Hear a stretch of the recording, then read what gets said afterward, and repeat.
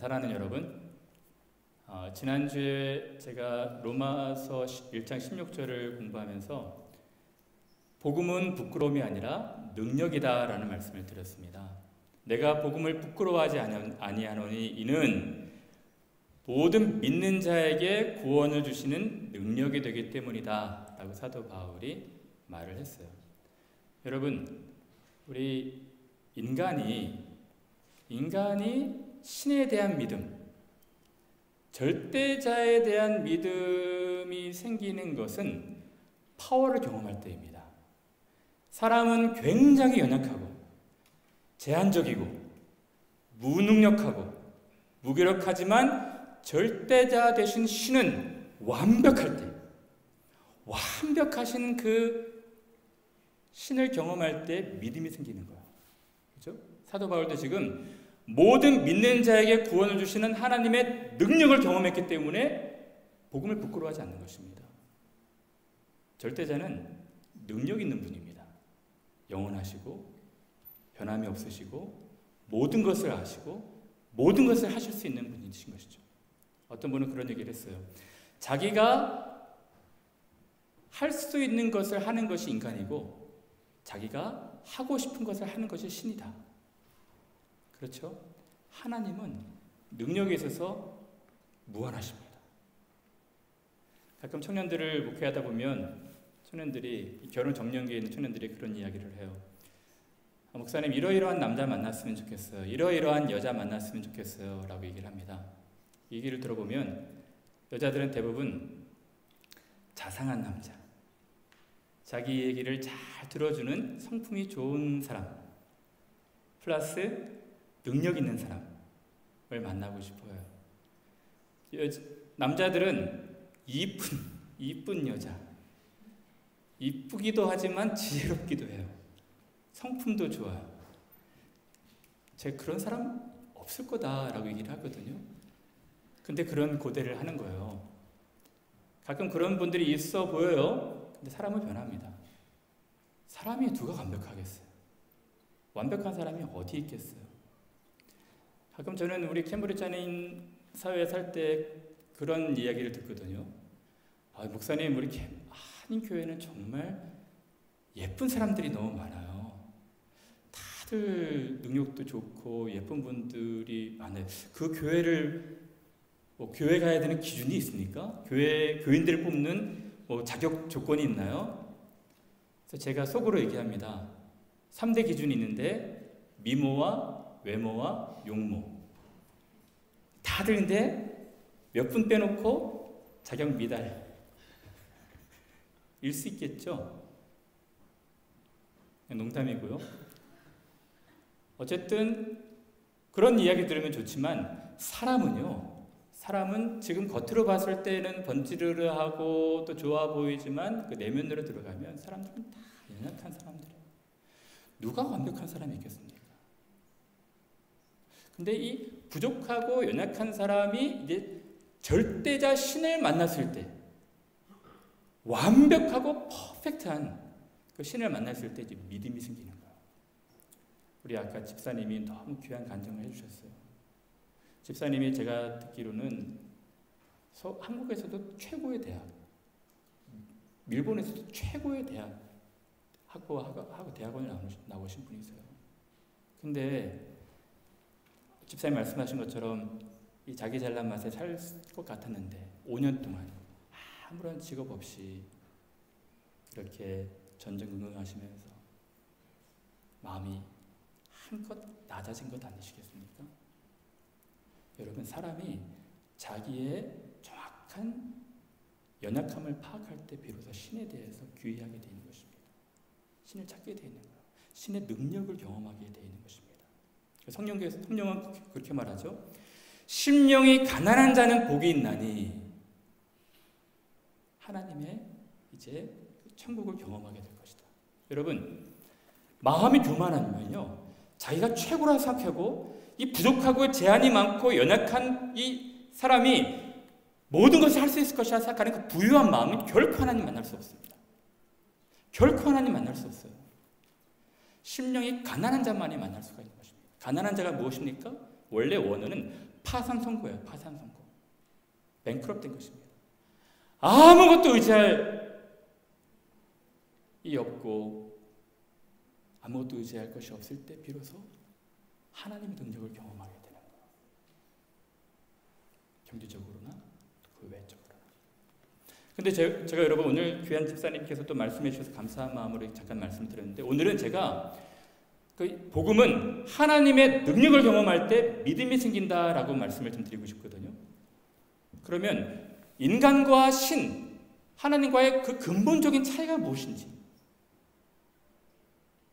세 가지로 제가 오늘 본문의 근거에서 말씀을 드릴까 합니다. 본문은 세 가지를 이야기하고 있거든요. 오늘 16절에 이렇게 말하고 있습니다. 로마서 1장 16절에 내가 복음을 부끄러워하지 아니하노니 복음은 모든 믿는 자에게 구원을 주시는 하나님의 능력이 됨이라. 첫째는 유대인에게요, 둘째는 헬라인에게로다. 무슨 말입니까? 차별이 없다는 거예요. 여러분, 사람들은 차별하지만 하나님은 차별하지 않으신다는 것입니다. 이 하나님의 본성과 하나님의 성품을 경험할 때 인간과 질적 차이가 있다는 것을 알게 될 때 이제 믿음이 생기는 거예요. 여러분, 사람을 어떻게 정의할 수 있습니까? 저는 사람은 어떤 책에도 그런 이야기를 했는데 차별과 혐오를 위해 인간들은 태어난 것 같다라는 책이 있습니다. 여러분, 인간의 역사는요, 차별의 역사예요. 사람은 지극히도 자기중심적이라 자기와 다른 사람들을 다 선을 긋고 차별합니다. 이것이 사람의 못된 본성이에요. 자기중심적으로 생각하고. 여러분, 이것은 어느 현장이나 다 발견되는 것이거든요. 교실에서도 발견되고, 직장에서도 발견되고, 그룹에서도 발견되고, 나라에서도 발견되고, 민족, 인종도 다 발견되는 이야기입니다. 그렇죠? 여러분, 제가 그 영국 문화에 대한 공부를 하면서 깨달은 것이 있는데, 여기 영국이 유럽에서 가장 왕따가 심한 나라랍니다. 차별이 심한 나라래요. 이 유럽의 수십 개국에서 그 초중고 학생들이 차별을 경험한 것을 퍼센티지로 따졌을 때 제일 1위가 포르투갈이고, 이 5위 안에 영국의 세 나라가 다 든다 하더라고요. 잉글랜드, 웨일즈, 스코틀랜드. 그리고 어렸을 때 차별을 경험한 사람들이 80% 넘는다 합니다. 영국 사람 내에서도. 여러분, 이 인간은요, 괜히 차별을 좋아하는 못된 본성을 가지고 있어요. 역사를 볼까요? 인류의 역사는 차별의 역사입니다. 자기와 피부색이 다르면 차별하는 거예요. 자기와 인종이 다르면 차별합니다. 자기와 종교가 다르면 차별하고 전쟁하고 재판하고. 그것이 인류 역사 아니겠습니까? 혐오하고. 어떤 한 시대 때에는 어느 한 나라가 유대인들을 아예 차별해서 낙인 찍어서 600만 명이나 되는 사람들을 홀로코스트로 보냈습니다. 똑같은 사람인데 피부색이 다르다고 해서 노예를 거스린 시대도 있었죠. 아주 인간들의 못된 본성이 차별입니다. 그렇죠? 우리 하나님은 어떨까요? 우리 하나님은 차별이 없으신 분이세요. 하나님은 차별이 없으신 분이십니다. 어떤 분들은 그렇게 얘기해요. 유대인들 택하시고 이방인들은 늦게 택하시지 않았습니까? 천만에요. 하나님께서 아브라함을 통해서 이스라엘을 택하신 이유는 모델 나라를 삼으시려고 하는 거예요. 공평과 정의가 다스리는 하나님의 나라, 모델 나라. 그래서 아브라함을 부르실 때부터 너로 인하여 모든 민족이 복받게 하는 것이 나의 마음이다 라고 말씀하셨거든요. 그래서 자기 나라 백성들을 잘 훈련해서 제사장 나라 삼으시려고 하셨던 것입니다. 그렇게 이스라엘을 싫어하고 핍박했던 아수르도 하나님 사랑하셨잖아요. 그래서 요나에게 저 아수르도 니느웨에 가서 제발 내가 그들을 사랑한다 말해라, 회개하라 말해라 라고 말하지 않습니까? 하나님은 차별이 없으신 분이세요. 하나님께서 오순절날 이제 성령을 부으시고 첫 기적으로 첫 메시지를 받는 사람을 누구로 택하셨냐면 에디오피아 흑인, 예루살렘의 총회에 들어오지 못하는 인종차별받는 거기에 그 또 이 신랑을 배인 내시를 택하셨어요. 인종도 다르고 그리고 차별받을 수 있는 충분한 자격 조건을 갖고 있는 사람들을 첫 복음 받는 사람, 세례 받는 사람으로 택하신 것입니다. 여러분, 예수님께서도 이 세상에 오셔서 하신 일이 무엇입니까? 그는 세리와 죄인들의 친구였어요. 가장 차별받고 가장 소외되고 격리까지 당한 사람들을 찾아가셔서 친구하신 것입니다. 그렇다고 해서 관원이라고 무시하지도 않았습니다. 부자 청년 관원도 사랑하셨어요. 복음을 듣고자 하는 모든 사람들 찾아가셔서 사랑하셨습니다. 심지어는 5번 이혼해서 아무도 눈여겨보지 않는 사마리아 여인을 찾아가셨어요. 예수님은 차별하지 않으시는 분이세요. 가장 차별받는 사람들의 친구와 벗이 되어주신 것입니다. 그리고 마태복음 5장엔 이렇게 말씀합니다.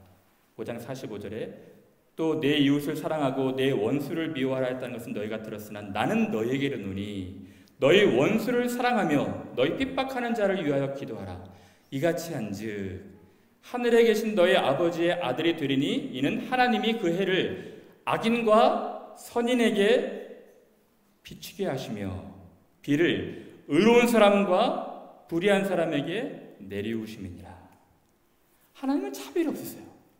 의인이나 악인이나 많은 혜택을 주시고 사랑하는 사람이나 원수나 차별하지 않으시는 분이십니다. 내가 너희를 사랑하는 자를 사랑하면 무슨 상이 있으리요? 세리도 이와 같이 아니하느냐? 너희가 너희 형제에게만 무난하면 남보다 더하는 것이 무엇이냐? 이방인들도 이같이 아니하냐? 그러므로 하늘에 계신 너희 아버지의 온전하심과 같이 너희도 온전하라. 하늘에 계신 우리 하나님 아버지는 차별 없이 대하시는 분이십니다. 우리는 어떨까요? 우리 본성상 사람을 계속해서 선긋기해요. 나눠요. 우리 집사람이 이제 유치원에 섬기는데 유치원 선생님들이 모여서 늘 하는 말이 그 말이라 하더라고요. 인종이 다르고 민족이 다르다고 해서 우리가 차별해서는 안 된다. 차별해서는 안 된다. 근데 이 깊은 내면 기저에 피부색 다르고 또 어떤 그룹이 다르고 어떤 것이 다르면은 차별하고 싶어하는 것이 인간의 마음속에 있는 것입니다. 이것과 다른 하나님을 경험하게 될 때 우리가 믿음이 생기는 거예요. 또 로마서 3장 21절 22절에는 이렇게 말하고 있습니다. 이제는 율법 외에 하나님의 한 의가 나타났으니 율법과 선지자들에게 증거를 받은 것이라. 곧 예수 그리스도를 믿음으로 말미암아 모든 믿는 자에게 누구든지 모든 믿는 자에게 미치는 하나님의 은이 차별이 없느니라. 차별이 없어요. 여러분 실제로 이 초대교회 신자들은 다 소외되고 차별받고 고생하는 사람들이었습니다. 하나님은 사람의 가진 것과 사람의 어떤 피부색으로 사람의 어떤 그런 외적 조건으로 차별하지 않으시는 분이신다는 거예요. 여러분 더 중요한 두 가지가 있습니다. 이 인간과 신과 본질적으로 큰 이 간격, 이 괴리감이 있는 두 가지 오늘 본문인데요. 복음에는 하나님의 의가 나타났다는 것이거든요. 복음에는 하나님의 의가 나타났는데 이 의를 제가 좀 오늘은 다른 방법으로 좀 설명을 할까 합니다. 여러분 사람이 똑똑한 체하고 잘난 체하지만 사람은 이룰 수 없는 것이 있습니다. 그것이 뭐냐면 저는 정의라고 생각해요. 정의. 부당한 자에게 악을 주고 벌을 주고 악을 제거하고 정당한 어떤 의를 세우는 것이 정의 아니겠습니까? 근데 사람은 노력은 하지만 올바른 정의를 세울 수 없다 생각이 들어요. 여러분 저는 뭐 영화를 자주 보진 않지만 가끔 이 복수와 관련된 영화를 보거든요. 근데 한때 굉장히 유명했던 이 악마를 보았다. 이 복수와 관련된 영화 있죠. 복수에 관련된 영화를 보면 굉장히 공감이 많이 돼요. 매력적입니다. 왜냐하면 이 사람의 마음속에 정의를 요청하는 마음이 있기 때문에 그래요. 그렇죠? 어떤 장경철이라는 사람이 지나가는 사람들을 추행하고 여자들 으슥한 곳에 가서 또 살해하고 너무너무 막 억울하고 분통 터지는 일들, 진짜 악마 같은 모습 아니겠습니까? 근데 김수현이라는 인물이 자기가 당한 억울한 일, 부당한 일들을 이제 개인적으로 복수하고 싶어서 이 복수전을 벌이는 거예요. 근데 저는 처음에 이 제목을 봤을 때 악마를 보았다. 그래서 이 장경철을 설명하는 것인 줄 알았어요. 근데 계속 영화가 진행이 될수록 이 악마가 김수현이라는 인물을 표현하고 싶어 했던 것이구나. 그래서 악마가 사실 이 영화에는 한둘이 아닌데 여러 명이 등장하는데 이 장경철의 친구가 이 인육을 먹는 사람이 있잖아요. 그때 친구가 이 김수현을 맞닥뜨렸을 때 이런 얘기를 합니다. 어떻게 생긴 놈인지 궁금했는데 괴물처럼 생기진 않았네. 그런 이야기를 감독이 심어놔요. 근데 계속 이 김수현이라는 사람이 괴물이 되어가는 과정을 좀 그린 거예요. 여러분, 저는 이 감독이 하고 싶은 이야기가 아주 묵직한 담론을 다루고 있거든요. 근데 하고 싶은 이야기가 이 사람은 완벽한 복수를 할 수 없다, 완벽한 정의를 이룰 수 없다라고 이야기를 하고 있는 것 같아요. 이 장경철이 자기 가족의 손에 의해서 죽임을 당할 때 막 오열하듯이 김수현이 마지막 장면에서, 엔딩 장면에서 울지 않습니까? 복수는 이룰 수 있었지만 이 마음은 한껏 편함이 없는 거예요. 사람 여러분, 이 김수현이라는 인물이 왜 개인적으로 복수를 하고 싶어 했을까요?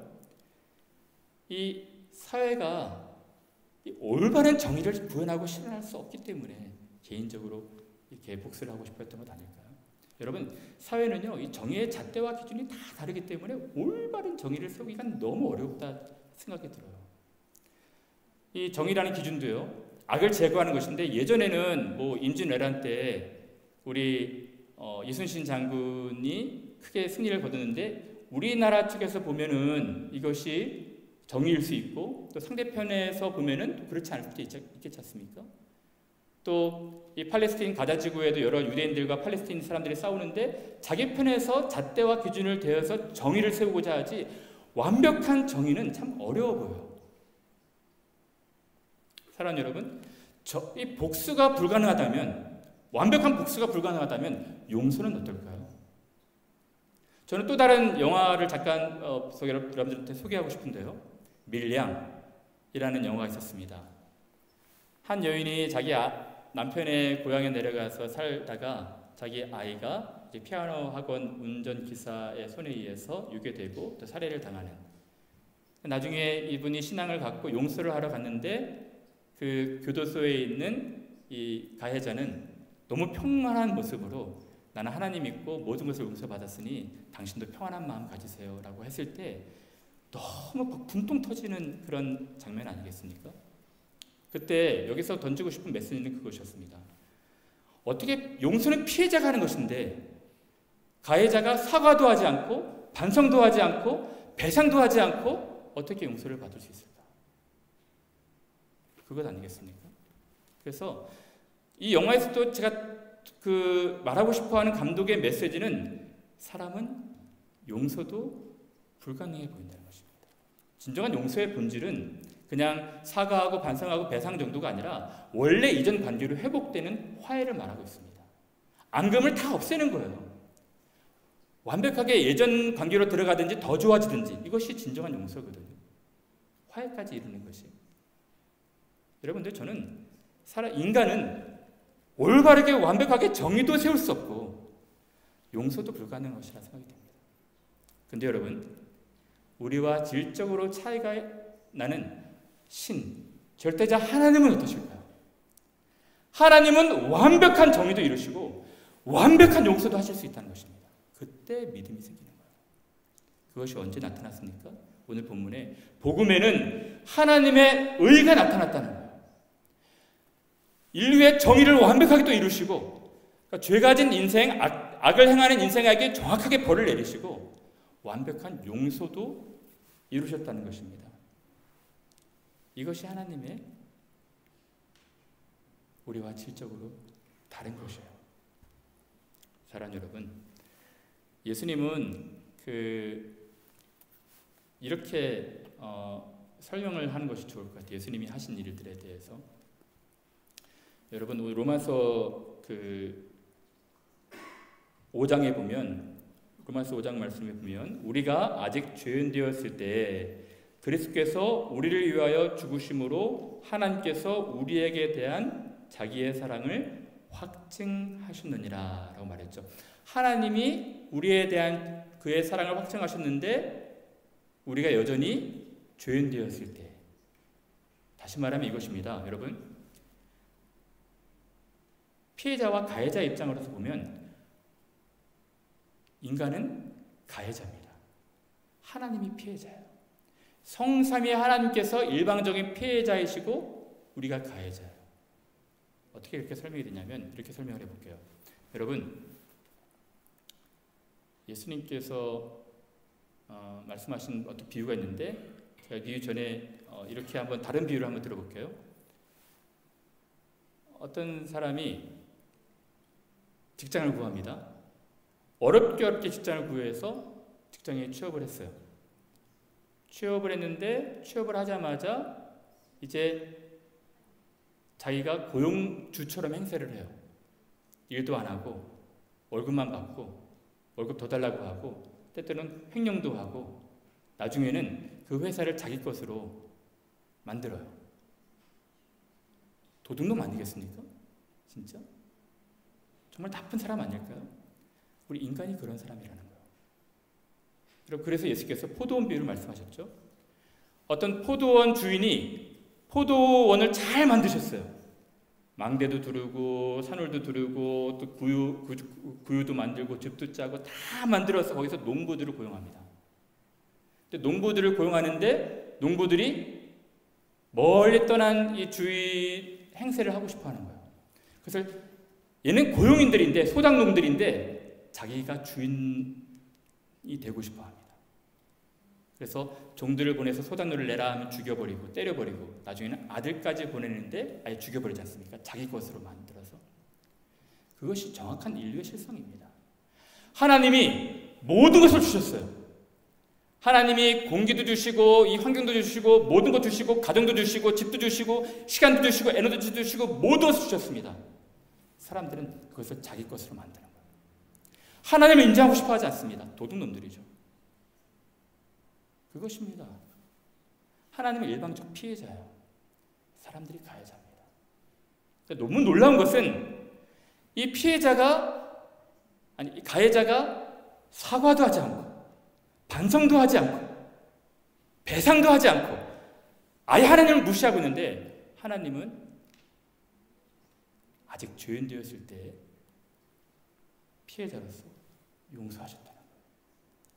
사람은 할 수 없을 때 하나님으로서는 하실 수 있는 것입니다. 이것이 하나님인 거예요. 이것이 하나님인 것입니다. 사람은 완전한 용서를 할 수 없어요. 그래서 베드로가 예수님 찾아가서 그렇게 말을 하죠. 예수님, 내가 형제가 저한테 죄를 범하면 몇 번까지 용서할 수 있겠습니까? 7번까지 할까요? 70번씩 7번을 해라. 490번을 하라는 거예요. 베드로가 숫자를 물어봐서 숫자로 대답하신 것이지 숫자에는 아무 의미가 없습니다. 완벽하게 용서라는 거예요. 그것이 하나님의 용서예요. 여러분, 하나님은 이 아들을 보내심으로 정의도 이루시고 또 용서도 이루셨거든요.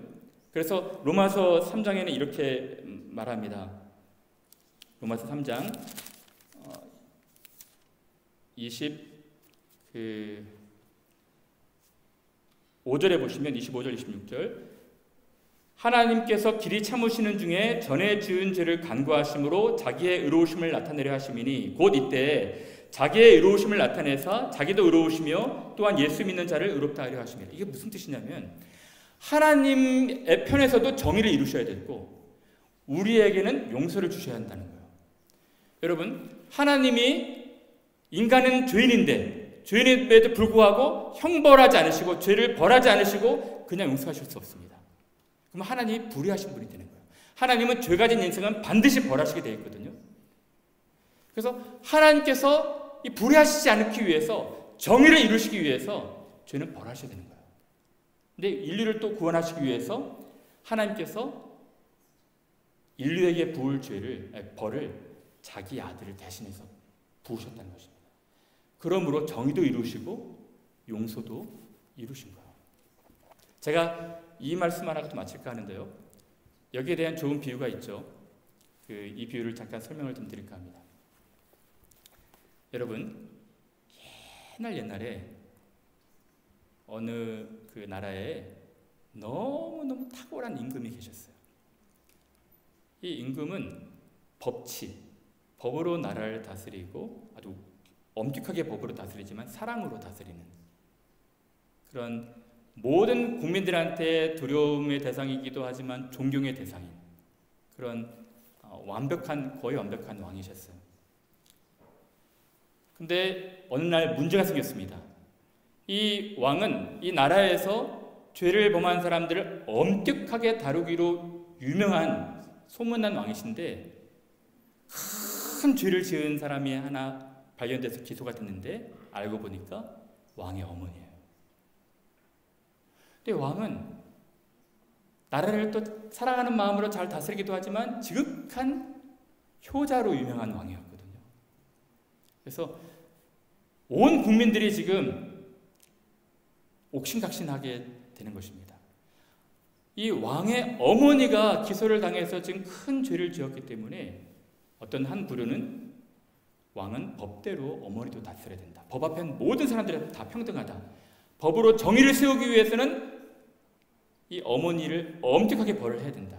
또 다른 한편에서는 아니다. 그래도 어떻게 저 노모 나이가 많으신 어머니를 저렇게 벌할 수 있느냐. 어머니를 용서해야 된다. 용서하지 않으면 폐륜이다. 그래서 여론이 50%로 쪼개져 버렸어요. 한편에서는 응징해야 된다. 한편에서는 품어야 된다. 그래서 이제 재판날이 다가오는 것입니다. 재판날이 다가왔는데 많은 사람들이 어떻게 왕이 재판할지 궁금해했어요. 왕이 높은 임금의 보좌에 앉아 있고 죄수인 어머니가 끌려 나오는 것입니다. 벌벌벌벌 떨면서 끌려 나왔어요. 그리고 무릎을 꿇었습니다. 왕이 뭐라고 했을까요? 왕이 입을 열었습니다. 저 죄인에게 30대의 채찍을 무자비하게 때리고 40대의 곤장으로 몽둥이로 쳐라. 왕이 얘기한 거예요. 법대로 다스리라고 했던 사람들은 환호했고 이제 용서하라고 했던 사람들은 비난하기 시작했습니다. 어떻게 왕이 저럴 수 있을까? 그래서 이 집행관이 몽둥이와 채찍을 가지고 여러 명이 달려들어서 어머니를 치려고 했습니다. 그때 왕이 잠깐 라고 말씀하시면서 저벅저벅 내려오시더니 왕관도 벗고 왕복도 벗고 어머니 대신에 자기가 형틀에 누운 것입니다. 그리고 30여 대의 채찍이 가해지고 이제 40여 대의 곤장이 왕을 흔히 두둑에 팬 거예요. 여러분 무엇을 말하고 있습니까? 이 왕은 이 죄 지은 것에 상응하는 형벌도 받은 것이고 형벌도 내린 것이고 그리고 자신이 대신함으로 말미암아 사랑하는 어머니를 용서하기도 한 것입니다. 바로 여러분 우리에게 베풀어 주신 십자가의 은혜가 바로 그것입니다. 하나님은 반드시 죄가 지지 않은 벌하는 그 하나님의 공의를 십자가에서 이루신 것입니다. 근데 그의 아들을 하나님이 대신 받으심으로 말미암아 제2위 되신 예수 하나님이 대신 받으심으로 말미암아 우리를 용서하신 거예요. 이 놀라운 십자가의 지혜가 십자가의 은혜가 우리에게 주어진 것입니다. 하나님만이 하실 수 있는 일이었어요. 하나님만이 하실 수 있는 일이었습니다. 여러분 그러므로 제가 이제 말씀 마칠까 합니다. 복음에는 하나님의 의가 나타나서 믿음에 이르게 하나니 이제 의는 믿음으로 말미암아 살리라. 여러분 이 사람이 할 수 없는 것을 하나님이 하셨을 때 믿음이 생기는 거예요. 그래서 믿음에 이르게 한다는 뜻이 뭐냐면은 원래 우리가 믿을 때 믿음이 생긴다는 거예요. 완벽하게 믿음이 없다 할지라도 이것을 받아들이고 믿을 때 이제 믿음의 길로 더 나아간다는 것입니다. 여러분, 그러면 진짜 우리가 무엇을 믿어야 될까요? 구원 얻는 믿음, 믿음의 실제가 무엇입니까? 두 가지입니다. 우리가 죄인이라는 것을 믿는 거예요. 우리에게는 완벽하지 않고 우리는 부당한 죄인들이고 우리는 정말 하나님 앞에서 지옥에 가야지 마땅한 죄인이라는 것을 믿는 것입니다. 우리에게 의가 없다는 것을 믿는 거예요. 두 번째는 우리에게 예수께서 의를 주시기 위해서 그가 십자가에 달리셨다는 것을 믿는 것입니다. 그를 믿을 때 우리가 의인이 되는 것을 믿는 거예요. 하나님이 수여하시는 의가 예수 그리스도에 있는 것을 믿는 것입니다. 사랑하는 여러분, 저는 그래서 여러분들이 정말 믿음이 있으신 분들이 되셨으면 좋겠어요. 믿는 분들이 되셨으면 좋겠습니다. 예수께서 너무 큰 일을 하신 거예요. 아무도 차별하지 않으실 것입니다.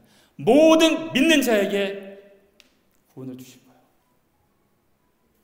어느 때까지 여러분들이 이것을 머뭇거리시겠습니까? 여러분, 우리가 우리의 완벽한 정의를 이루시고 완벽하게 용서하신 예수 그리스도, 그를 믿음으로 말미암아 구원을 얻는